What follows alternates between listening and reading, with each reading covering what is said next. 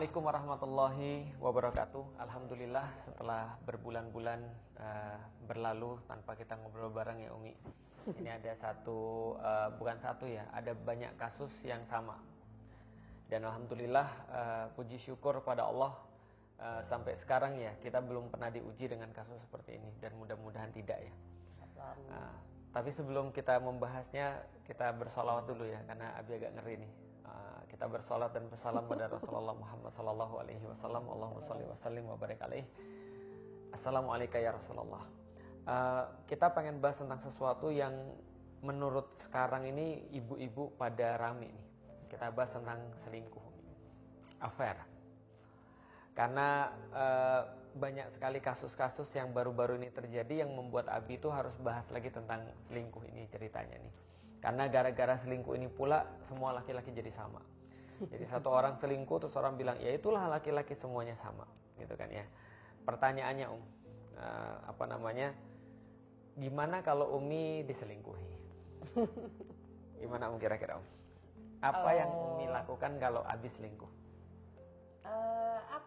Mungkin di situ kalau Umi yang mengalami gitu ya. Ya, yang mengalami gimana? Itu bagi Umi itu mungkin sebelum menikah sama Abi pun Umi sudah punya trauma yang cukup besar ya terkait dengan. Oh, pernah diselingkuhi? Bukan. Jadi ceritanya itu waktu di kampung itu tuh banyak fenomena-fenomena seperti itu gitu kan ya. Berarti bukan hanya di kota? Iya, jadi ketika di kampung tuh dapat kabar gitu kan tentang ada seorang suami yang selingkuh kayak gitu-gitulah. Akhirnya membuat Umi itu walaupun waktu itu belum paham agama, tapi Umi itu ngerasa kayaknya Umi itu harus mendapatkan seorang suami yang soleh kayak gitu. Ada nggak ustadz yang selingkuh dulu? Belum pernah dengar sih. Belum pernah dengar. Karena dulu kan emang aman berarti sangat ya? Itu makanya Umi pengen waktu itu walaupun masih belum saatnya menikah tapi berharap banget tuh ketemu seorang suami yang memang di situ ganteng. Enggak sampai ganteng. Gitu. Tapi dapetnya ganteng. Lebih paham agama. Kemudian kalau di kampung ya bisa disebut dengan guru gitu ya, guru yang ada di masjid. Jadi waktu itu Umi sudah kepingin mendapatkan jodoh yang seperti itu, gitu.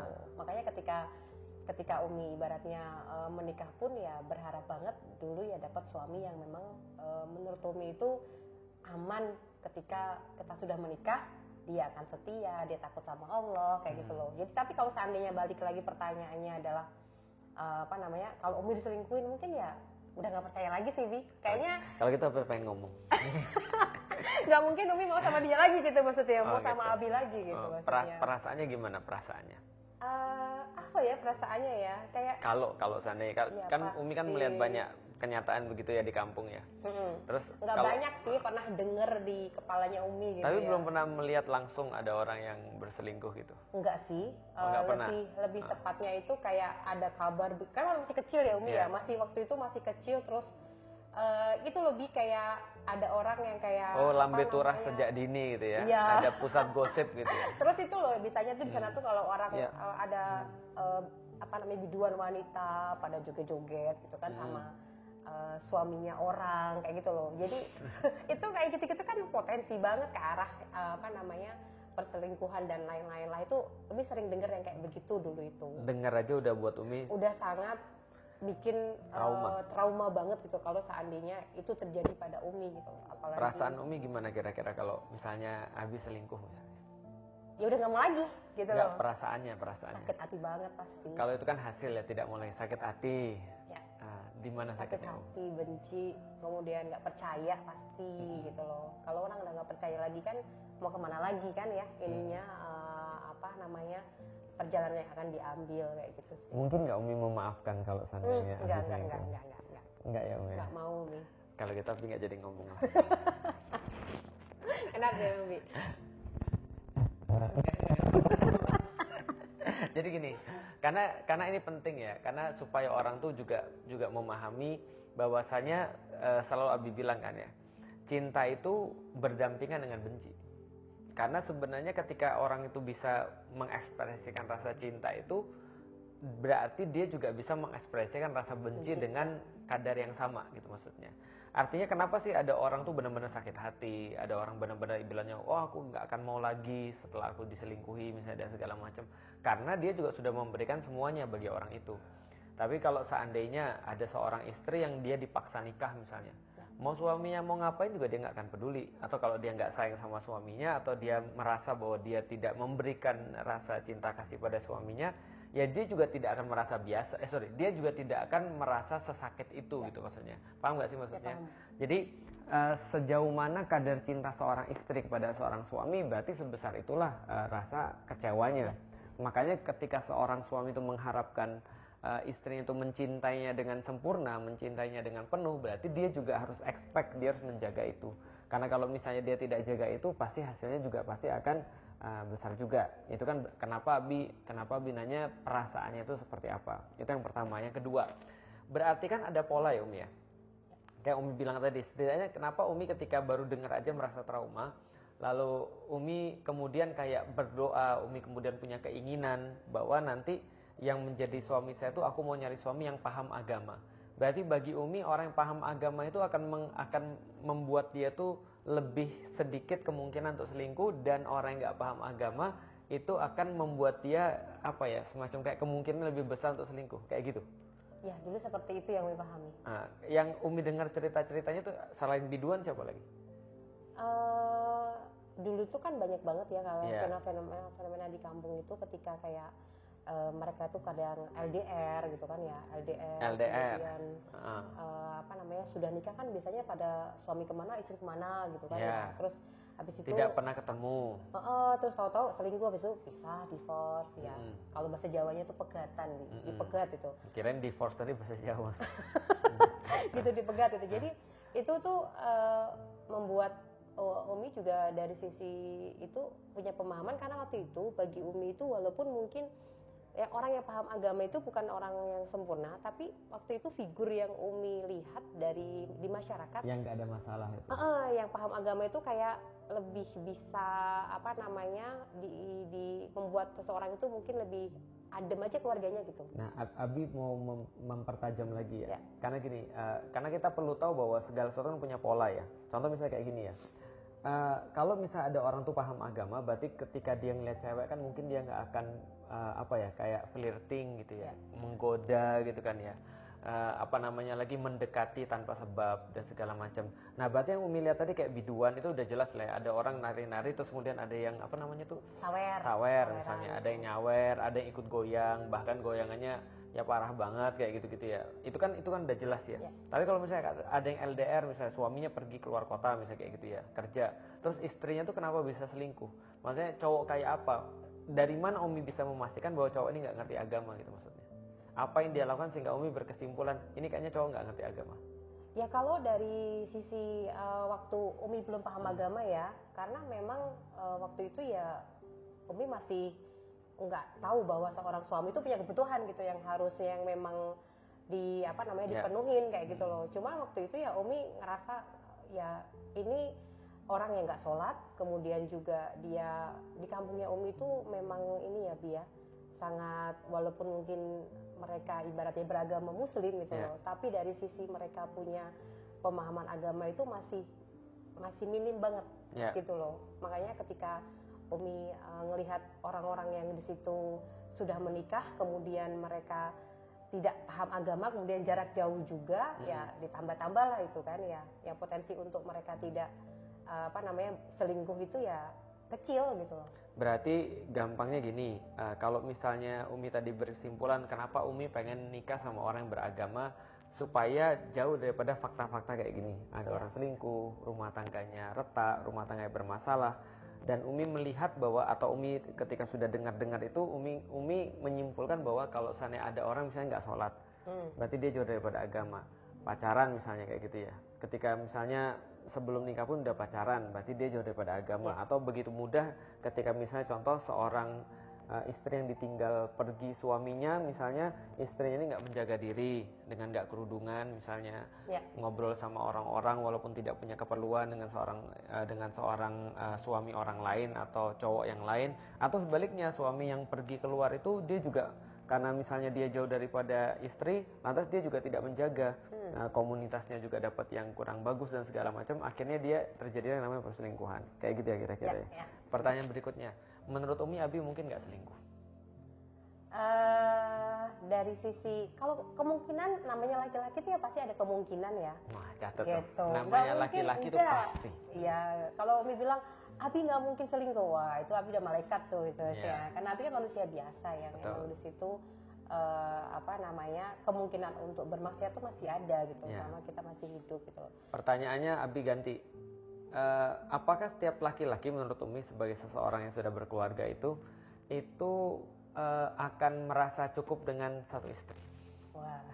Akan merasa cukup dengan satu wanita? Sepertinya tidak seperti itu ya, karena fitrahnya laki-laki itu memang pasti maunya banyak gitu. Luar biasa. Gitu ya Bia? Kalau itu pengen ngomong. jadi gini, kenapa Abi ralat tadi? Karena gini, kalau pertanyaannya Abi mungkin nggak untuk selingkuh, ya itu pasti. Karena setiap manusia kan tidak mungkin lepas daripada maksiat.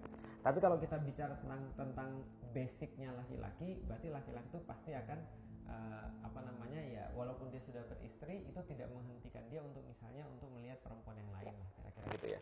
Nah, dan itu juga pengen Abi kasih tahu pada semua orang supaya orang tuh ngerti dan bisa membatasi mana bagian yang maksiat, mana yang bagian tidak maksiat. Artinya gini, Abi ketika belum menikah, ya sebagai laki-laki yang normal, kita punya ini dong, kita punya kayak ini kok gini. Jadi sebagai laki-laki yang normal, kita punya dong sebuah naluri untuk melihat wanita, senang pada wanita. Dan akhirnya ketika Abi senang sama wanita, Abi melakukan aktivitas-aktivitas sebelum masuk Islam, ya pelampiasannya dengan cara pacaran dong, itu kan ya. Kita merasa bahwa kita dapat perhatian dari perempuan, kita merasa bahwa kita itu bisa untuk menyalurkan naluri untuk mencintai, untuk melanjutkan keturunan, diperhatikan dan seterusnya. Nah, pun ketika Abi sudah nikah, bukan berarti itu hilang. Itu tetap ada pada seorang laki-laki.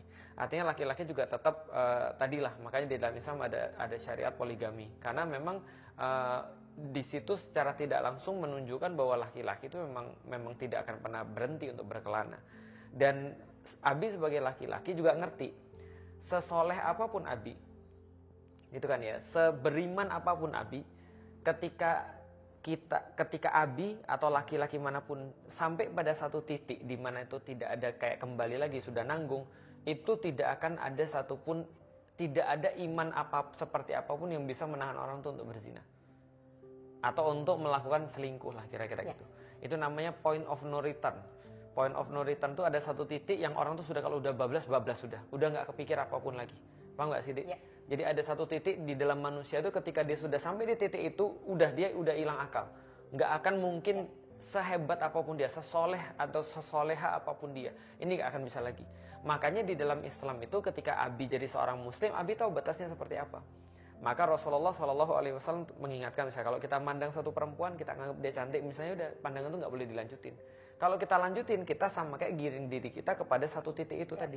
Kalau titik itu sudah dapat, udah habis. Misal, kalau seandainya Umi pergi dari rumah misalnya, lalu ada tamu yang datang. Kalau tamunya bulukan nggak apa-apa. Nanti kalau tamunya bening misalnya kayak Song Hye Kyo datang ke rumah mau konsultasi, ya kan Abi kan nggak boleh. Abi nggak boleh terima dalam arti kalau dia sendirian, Abi sendirian, kita nggak boleh terima dong di tempat yang private, tempat yang ya semuanya bisa kepikiran gitu maksudnya. Yang terjadi adalah ya setan pasti masuk. Dan akhirnya terjadi yang namanya tadi point of no return tadi. Nah, kira-kira seperti itu. Nah, ini yang kita bisa kasih tahu pada orang-orang, bahwasanya perkara-perkara yang kayak gini ini yang menyebabkan orang tuh bisa selingkuh. Apalagi kira-kira yang membuat orang bisa selingkuh? Kayak tadi misalnya, satu, dia nggak jaga diri. Artinya dia membiarkan dirinya tuh kayak apa ya? Dia memang menyeret dirinya sendiri untuk masuk dalam lubang itu. Dia memang menyeret dirinya sendiri untuk masuk dalam kondisi yang dia nggak akan bisa kendaliin, gitu maksudnya. Bagi Abi itu bunuh diri gitu maksudnya. Jadi dia udah tahu ini akan ngancurin dia, tapi dia masih masuk dalam lingkungan itu. Contoh dalam kasus seperti tadi, misalnya contoh kayak Abi masuk dalam suatu komunitas yang komunitas bukan komunitas Islami. Kemana-mana Abi dugem. Di situ udah jelas banyak cewek. Di situ udah jelas banyak orang-orang yang nggak bertanggung jawab. Abi pergi ke luar negeri. Abi bukan kumpul dengan orang-orang dakwah, Abi bukan kumpul dengan orang-orang Islami. Di situ orang-orang bebas minum minuman keras, cewek kemudian satu kosan dengan cowok dan segala macam. Ya itu sama aja bunuh diri gitu maksudnya. Nah selain itu apa lagi kira-kira yang membuat orang tuh bisa kayaknya selingkuh? Abi lebih tahu deh. Umi kan Abi pihak laki-laki tuh. Kalau Umi apa kira-kira yang bisa buat menurut Umi yang bisa buat laki-laki? Ya mungkin bisa jadi tidak terpenuhi di rumah, bisa jadi kan Dia ya. dia tidak menemukan perhatiannya nggak dapat dari istrinya, kemudian di situ dia akhirnya mencari keluar. Jadi gitu. dia tidak dicukupi oleh istrinya, Ya, baik secara betul. fisik maupun mental. Ya. Nah, jadi ini penting juga. Karena gini, karena Abi ya secara pribadi banyak sekali yang beralasan begitu. Kenapa aku cari di luar? Karena di dalam nggak ada. Ya. Maksudnya, jadi kadang-kadang Abi nggak bisa nyalain semua pada laki-laki atau Abi nggak bisa nyalain semua pada perempuan. Ini kan namanya kan adalah ya saling ya. Kalau saling itu kan berarti kan satu sama lain kan berusaha. Ya. Seorang suami berusaha untuk menahan alasan-alasan apapun, karena alasan apapun termasuk tadi, iya saya nggak dapat itu pada istri saya dapat itu pada orang yang lain. Apakah itu perhatian berbentuk fisik atau perhatian yang berbentuk non fisik gitu maksudnya. Nah itu tidak boleh jadi alasan. Tapi kadang-kadang Abi menemukan juga istri-istri yang memang tidak bisa untuk menjaga suaminya di rumah. Makanya kemudian ketika itu bergabung, jadi yang laki-laki punya setannya sendiri, yang perempuan punya setannya sendiri, ketika gabung cocok tuh. Jadinya seperti itu. Jadinya kayak apa ya? Kayak ya sudah botol ketemu tutupnya. Sukses jadinya. Apalagi kira-kira Apa ya? Apa Bi? Ya nggak tahu. Kira-kira menurut Umi apa kira-kira? Kalau dari pihak perempuan Umi sih nggak kebayang ya. Kan rata-rata yang kebanyakan selingkuh itu kan dari pihak laki-laki ya. Ya. Tapi kalau pihak perempuan sih apa dong? Kalau menurut Abi cuma dua. Satu faktor internal, dua faktor eksternal. Faktor niat dan faktor kesempatan. Kesempatan tuh kayak tadi, kondisi-kondisi yang dia taruh di situ diri dia sudah tahu bahwa lingkungan, maksudnya kondisi Jadi dia sudah tahu ini adalah sesuatu yang nggak benar, tapi dia masuk. Makanya di dalam Islam tuh jangankan berzina, mendekati aja nggak boleh. Contoh ya, Abi udah tahu bahwasanya di tempat ini kosannya campur. Ketika Abi ngekos di situ, itu berarti Abi sudah menaruh diri Abi di dalam zina. Di dalam Islam, kosan campur tuh nggak boleh. Kenapa? Mendekati zina. Bayangin aja, ada orang misalnya satu rumah, gitu kan ya. Ada satu jomblo, atau taruhlah sudah nikah dia misalnya. Taruhlah di luar negeri misalnya ya. Terus di situ ada satu rumah yang itu kayak rumahnya campur, kamar mandinya satu. Kira-kira apa yang terjadi? Ngeri. Mandi lupa dikunci, pas dibuka nah, sekali gitu kan ya. Lalu kemudian ini ada tikus di kamar 2 kali, ya kan. Ada modus-modus kayak gitu yang sering terjadi yang diinginkan oleh cowok lah kira-kira begitu. Atau misalnya kalau cowoknya nakal dia ngintip dan segala macam. Atau ya segala macam bisa terjadi banget karena nggak ada pembatasnya. Jadi ini namanya kesempatan. Yang kedua memang niat. Niat ini kenapa? Karena dia merasa bahwa di rumah tidak ada yang dia punya, dia harus cari keluar dan segala macam untuk pelampiasan dan seterusnya. Berarti ada niat, ada kesempatan. Ini dua ini kalau misalnya ketemu dua-duanya ya sudah jadi yang namanya perselingkuhan. Nah sekarang kita coba pengen bahas ya. Berarti teman-teman sudah ngerti bahwasanya ya kenapa Umi dulu mau untuk menikah sama orang yang punya agama. Setidaknya orang yang punya agama itu sudah terlatih untuk mikir lebih panjang. Bahwasanya yang mereka dapatkan itu apa ketika melakukan ini dan apa yang mereka korbankan kan gitu kan ya. Itu orang-orang beragama minimal sudah berpikir panjang dan orang-orang beragama tahu batasnya seperti apa sehingga mereka tidak masuk ke dalam kondisi-kondisi yang memungkinkan mereka tuh untuk bermaksiat. Artinya selingkuh dan nggak selingkuh menurut Abi itu jelas-jelas berhubungan dengan pemahaman agama orang. Karena kalau seandainya Abi nggak masuk Islam ya atau Abi nggak Muslim ya, apa alasan Abi nggak selingkuh?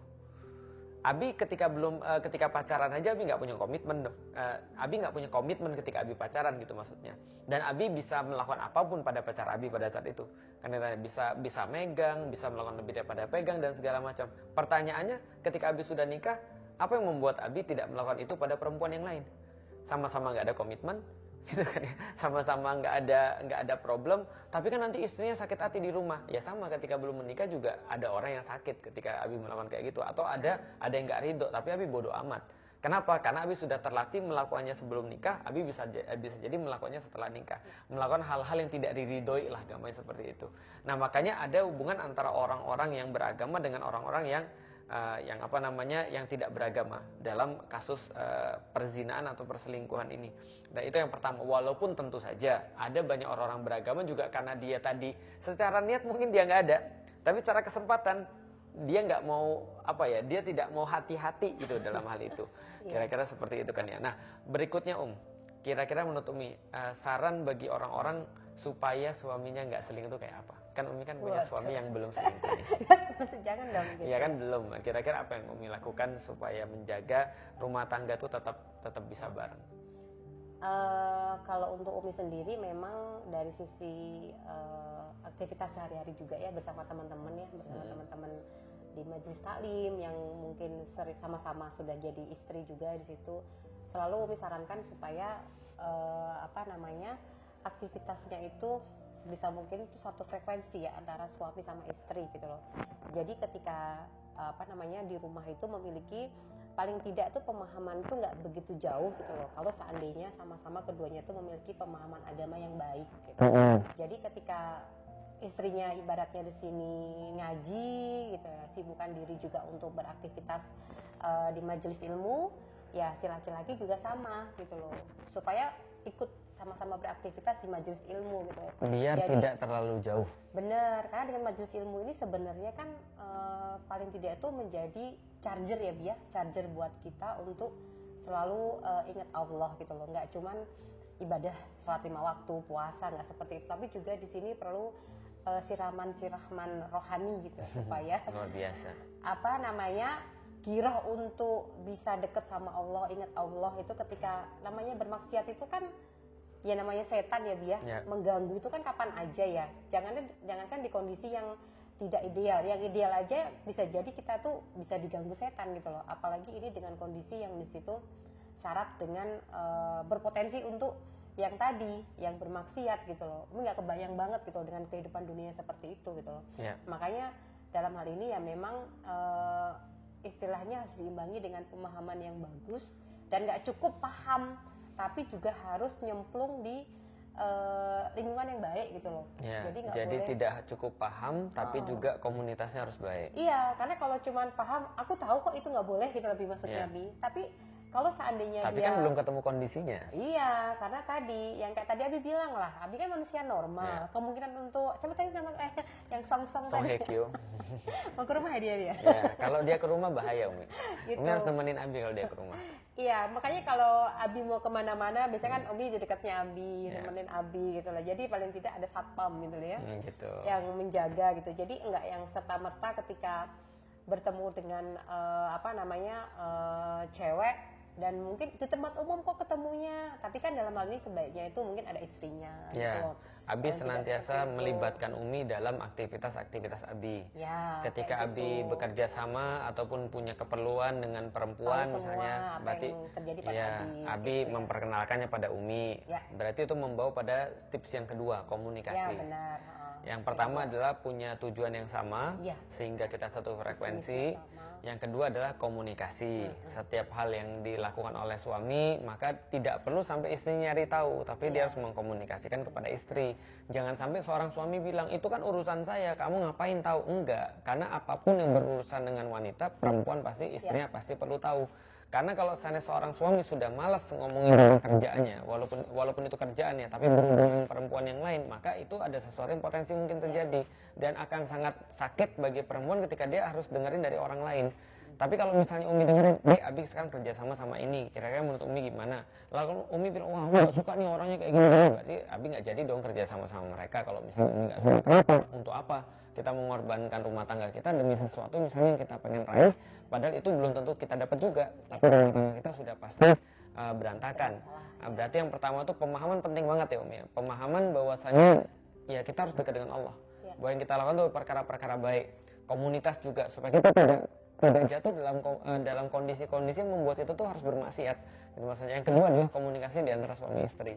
Seorang suami ngomong pada istri, seorang suami nggak usah HP-nya nggak usah dikasih password kayak gitu ya. Bukan password lah, HP-nya nggak usah direstrik dari istrinya, sehingga nggak ada yang disembunyikan sama seorang suami kepada istrinya. Terus apa lagi kira-kira?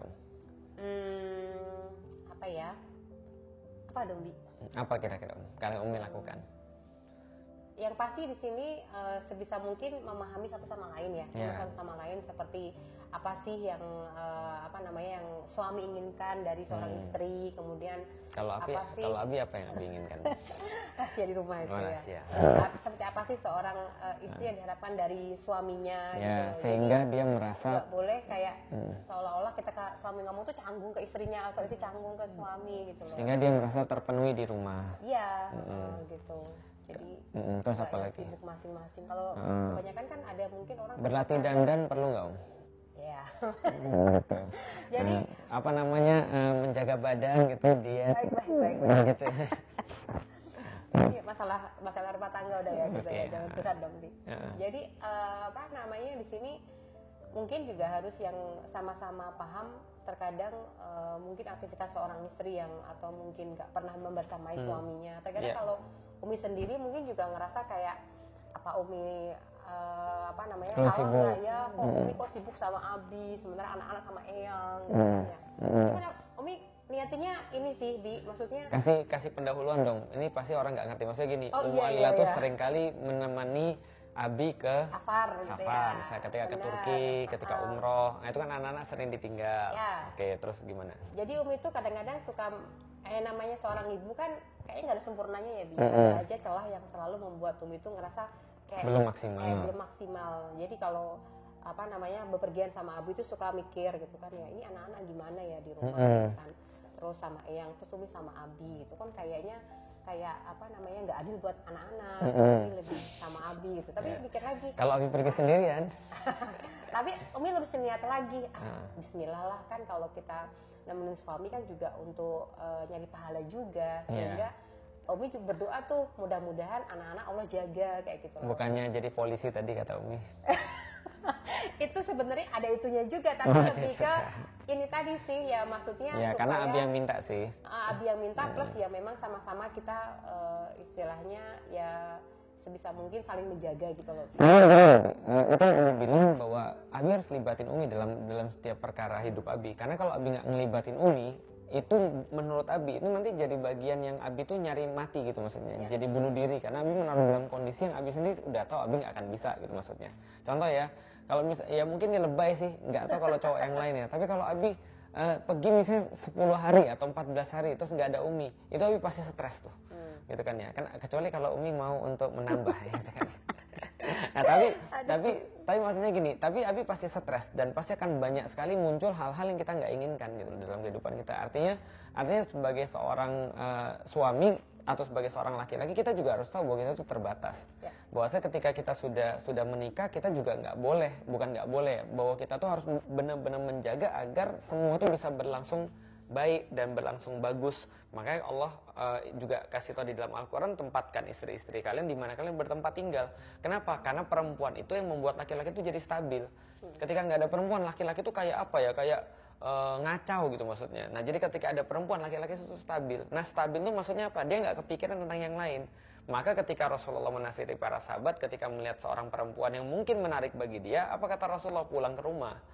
Pulang ke rumah karena istrimu juga memiliki apa yang kamu lihat pada perempuan itu. Nah itu juga merupakan sebuah dalil bagi istri untuk senantiasa mempercantik dirinya di depan suami. Gitu ya Om ya. Gitu. Misalnya contoh kalau mau skincare boleh, kalau mau misalnya diet juga boleh, kalau misalnya mau dandan juga silakan, pakai wewangian juga boleh dan segala macam yang membuat suaminya itu betah di rumah. Nah itu kadang-kadang kita kritik, kok kita itu sekarang peradabannya adalah peradaban yang kebalik, di mana perempuan-perempuan itu justru pengen tampil juga untuk membuat impress orang. Membuat orang tuh merasa kayak apa ya, merasa impress itu apa ya, terpesona dengan dia. Paham gak sih Dek? Terpesona dengan penampilannya, terpesona dengan apa ya, dengan auranya dan segala macam. Tapi bagi suaminya sendiri dia kadang-kadang nggak melakukan sebesar itu effortsnya, seperti ketika dia melakukan efforts itu untuk misalnya di sosial media. Paham gak sih Dek maksud Abi? Jadi kadang-kadang itu yang Abi bilang sama Umi, kalau Abi jadi suaminya orang ini nih, Abi pasti stres. Kenapa? Karena effortnya kepada suaminya itu nggak sebesar effortnya ke sosial media. Paham nggak sih, Dek, maksudnya? Untuk sosial media kan harus tampil cantik tuh, harus make up dulu, harus pakai baju yang bagus dulu, dengan angle yang bagus, dengan kamera yang bagus dan segala macam. Tapi di depan istrinya, suaminya, ya terus suaminya bilang, ya gue dapet sisa-sisanya dong.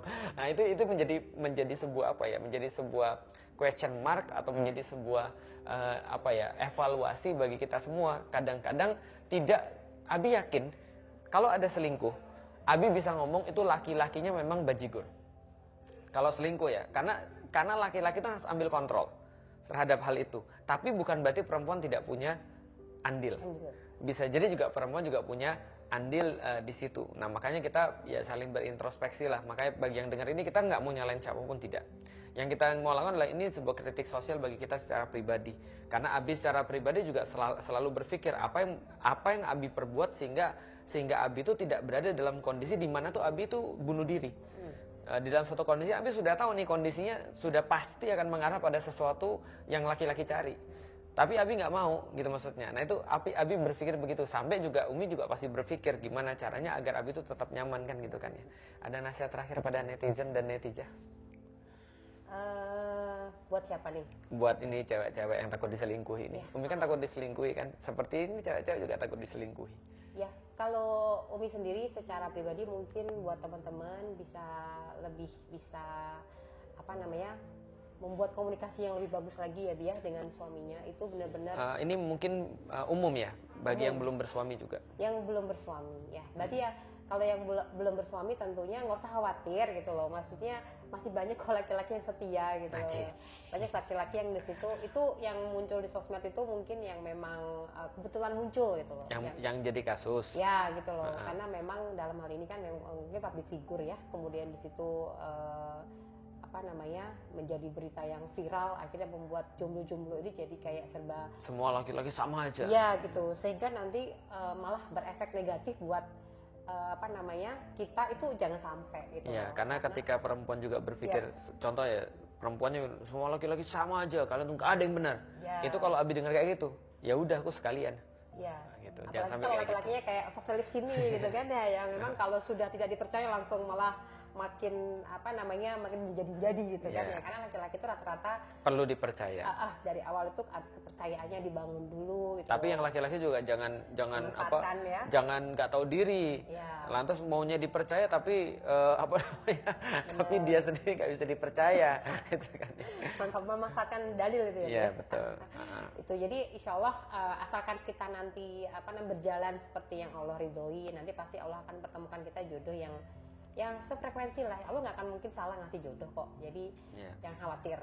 Tapi kalau untuk teman-teman yang sudah menikah, ya tadi harus benar-benar diperkuat lagi komunikasinya dengan suami. Sebisa mungkin itu sharing dengan suami itu tidak lagi ada kayak hijab ya dia, tapi benar-benar keluar apa adanya, apa yang dirasa suami ke istri disampaikan, apa yang dirasa istri ke suami itu disampaikan gitu loh. Jadi di situ tuh nanti akhirnya akan bisa membuat kita suami istri itu bisa mengambil pilihan-pilihan yang terbaik untuk kita berdua gitu loh sebagai pasangan. Gitu. Jadi relationship itu adalah kata-kata relate. Relate itu artinya adalah saling terhubung. Nah, artinya adalah tidak ada batas, bukan di atas, bukan juga di bawah. Kalau di atas itu jadinya mengomando. Kalau di bawah jadinya pembantu. Nah, maka seorang suami bagi istrinya bukan di atas untuk mengomando atau untuk menyuruh-nyuruh, tidak. Bukan juga di bawah sehingga dia disuruh-suruh gitu kan. Tapi dia posisinya relate gitu kan. Relate itu artinya ya dia menjadi terhubung gitu satu sama lain. Nah, maksudnya Umi itu adalah komunikasi itu penting. Karena di dalam pernikahan tuh komunikasi itu ya adalah hal yang paling utama di dalam pernikahan. Artinya gini, ini juga sebagai suatu introspeksi yang terakhir ya bagi kita semua, kita ulangi lagi. Zaman sosial media itu Abi sangat rasakan sekali. Padahal Abi adalah orang yang belajar ya, maksudnya. Abi sangat rasakan sekali membuat kita berdua itu kadang-kadang tidak bisa lebih banyak komunikasi dibandingkan dengan dulu ketika belum ada sosial media. Karena kadang-kadang di antara kita sekarang sudah ada handphone, baik Abi ataupun Umi misalnya. Coba bayangkan bagaimana kalau ada orang-orang yang justru belum belajar, bahkan menjadi korban daripada sosial media. Yang dia tadi mengejar kebanyakan tuh di sosial media. Makanya Abi bilang, kenapa angka-angka perceraian di zaman sosial media ini menjadi naik? Karena orang-orang baik dia seorang istri, dia kemudian yang dikejar bukan ridho suaminya lagi, bukan juga bukan juga kepuasan dari suami, atau dia merasa bisa memenuhi suami, atau sebaliknya seorang laki-laki bukan mengejar istrinya. Jadi contoh kayak ini ya, contohnya dia, kalau Abi ngasih Umi bunga, Abi nggak akan videoin itu. Paham nggak sih, Dek? Kecuali kalau sudah dikasih bunganya, Umi foto nggak ada masalah. Ya. Tapi ngasih Umi video, sekarang banyak banget ya. Contoh ya, Assalamualaikum gitu kan ya. Atau bahkan jadi lucu kayak gini. Ada seorang suami ngasih surprise pada istrinya. Ya. Jadi yang lucu tuh gini, suaminya ngasih surprise pada istrinya sehingga istrinya tuh kelihatan. Pikirannya fotografernya di mana? Videografernya di mana? Berarti kan di belakang suaminya. Ya. Paham nggak sih? Maksud Abi nggak kebayang sih. Minimal Abi akan berpikir begini, niat saya ini ngasih Umi sesuatu, niat Abi ini adalah karena Abi pengen buat Umi bahagia atau membuat penonton bahagia. Untuk konten gitu ya maksudnya. Iya, paham nggak sih maksud Abi? Demikian juga sebaliknya. Jadi ini menjadi introspeksi bagi kita secara pribadi karena dunia sosial media. Karena ini nanti akan membawa kita pada suatu kesulitan. Kenapa? Karena sebagian besar perhatian kita ternyata bukan dari suami atau istri, pasangan ya, tapi untuk orang-orang yang menjadi followers kita. Makanya menurut Abi ketika minta Umi untuk ngobrol di sini, Abi pengen orang-orang tahu bahwa kehidupan kita kehidupan manusia biasa. Abi pengen senantiasa diajak ngobrol kayak gini, tapi Abi juga mau bahwa kehidupan Abi semuanya harus orang tonton. Bahwa kehidupan Abi ada beberapa hal yang Abi harus ngasih tahu Umi, dan Abi harus memastikan pada Umi bahwa ini memang Abi lakukan cuma untuk Umi. Bukan untuk konten, bukan untuk orang-orang lain supaya lihat dan segala macam. Bisa paham gak sih maksud Abi? Ada bagian dakwah di mana orang harus tahu bahwa ya perempuan harusnya kayak gini, istri itu harusnya kayak gini dan segala macam. Tapi Abi nggak mau buka seluruh hidup Abi sehingga Abi harus merasa punya tanggung jawab untuk memuaskan mereka, bukan memuaskan Umi. Abi harus punya tanggung jawab untuk memberikan mereka tontonan, bukan memberikan Umi tontonan. Memberikan mereka perhatian, bukan memberikan Umi perhatian. Demikian juga sebaliknya Umi ke Abi kan gitu. Jadi ini mungkin sebuah nasihat bagi kita semua, kebenaran yang sangat menyedihkan sebenarnya kalau menurut Abi untuk zaman sekarang. Itulah kenapa kalau kita lihat orang-orang, ingat gak kata-kata Abi, semakin banyak orang membuka-buka tentang rumah tangga dia, itu semakin berat rumah tangga dia nanti akan terjadi. Makanya kita harus benar-benar ada batas, dan untuk itulah kita punya guru, untuk itulah kita belajar Islam agar kita tuh tahu batasnya itu di mana. Itu teman-teman sekalian, mudah-mudahan bermanfaat. Wallahu a'lam bishawab. Ada lagi Umi? Nggak ada lagi? Baik, Assalamualaikum warahmatullahi wabarakatuh.